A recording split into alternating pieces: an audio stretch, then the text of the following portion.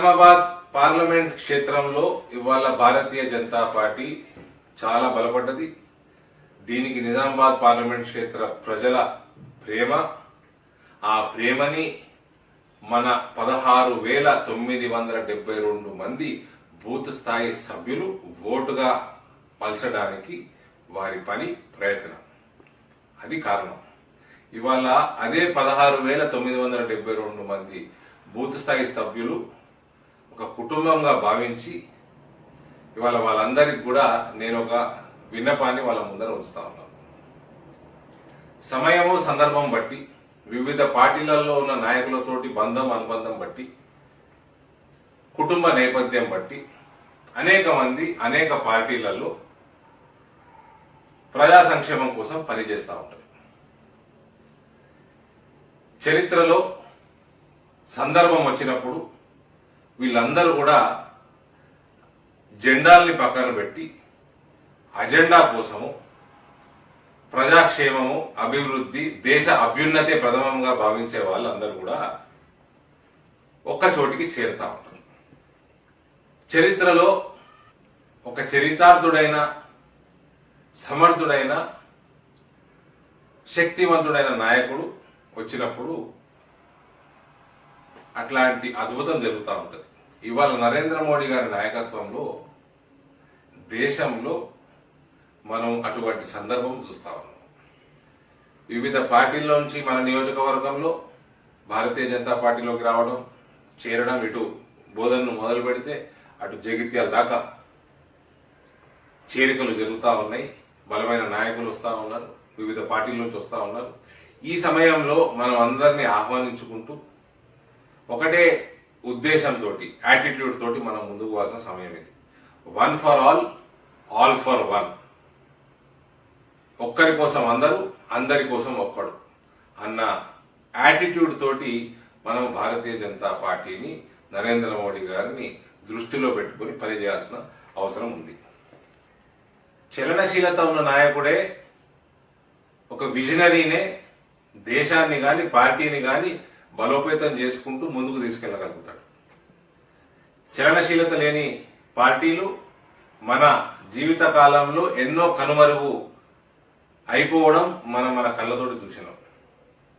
సమకాలీనత, ప్రపంచంలో ఏం జరుగుతుంది, మన చుట్టుపక్కల ఏం జరుగుతున్నది, ఇవన్నీ గమనించుకుంటూ తమను తాము అప్డేట్ చేసుకుంటూ, సమాజాన్ని అప్డేట్ చేస్తూ, సమాజంలో అందరినీ అకామిడేట్ చేసుకుంటూ ముందుకెళ్లేవాడే అసలు సిసలైన నాయకుడు.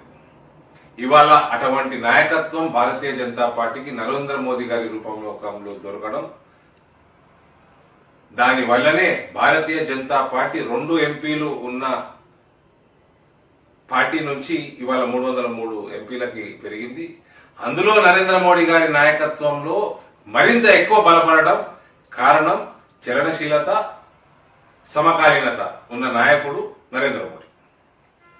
ఇవాళ ఇటువంటి సందర్భంలో మనం నరేంద్ర మోడీ గారిని బలపరచడం, భారతీయ జనతా పార్టీని బలపరచడం, దీనికంటే మంచి సమయం రాదు. మన నాయకత్వాన్ని బలపరిస్తే దేశాన్ని దృఢంగా మనం మార్చగలుగుతామన్న నమ్మకం నాకుంది. కాబట్టి నేను అందరినీ కోరేది ఏంటంటే, మనము ఈ సందర్భంలో వివిధ పార్టీల నుంచి మన పార్టీలోకి రావటం జరుగుతూ ఉంటది, జరిగింది, ఇంకా రానున్న కాలంలో ఎక్కువ అవుతుంది. వచ్చిన వాళ్ళు అందరూ కూడా పార్టీ ఇంట్రెస్ట్, నాయకుడి ఇంట్రెస్ట్ కోసం పని చేయకపోవచ్చు, పర్సనల్ ఇంట్రెస్ట్ కూడా ఉండొచ్చు. పర్సనల్ ఇంట్రెస్ట్ ముందుకు పోలేకపోతుంటే పార్టీలో డిస్టర్బెన్స్, క్యాడర్ లో డిస్టర్బెన్స్ క్రియేట్ చేయడానికి ప్రయత్నం చేయొచ్చు. అందుకనే నేను మిమ్మల్ని వినవించుకునేది ఏంటంటే, మనకు మనుషులతోటి సంబంధం లేదు. మనకు పార్టీని బలోపేతం చేసే నాయకుడు ఎవరైనా సరే మనం కలిసి పనిచేద్దాం. దయచేసి ఇటువంటి డిస్టర్బెన్స్లు ఇంకా రానికి ఎక్కువైతాయి. కొన్ని నియోజకవర్గాల నుంచి నాకు ఫోన్లు వస్తున్నాయి, అన్నా నేను పలానంతో పనిచేయాలా, పలానంతో పనిచేయాలా, ఎల్లయ్యతోటి పనిచేయాలా, మల్లయ్యతోటి పనిచేయాలా అని ఫోన్లు వస్తూ ఉన్నాయి. మనకు ఎల్లయ్యలు మల్లయ్యలు ఫలానోడితోటి పని లేదు. మనకు మన నాయకుడే ప్రథమం, భారతీయ జనతా పార్టీ ప్రథమం. రానున్న సమయంలో తెలంగాణలో మన ప్రభుత్వం తీసుకురావడమే మన ప్రధానం. మనకు ఎవరికి టికెట్, నరేంద్ర మోడీకి ఆయన టికెట్ ఇచ్చుకుంటాడా? మనకు అనవసరం.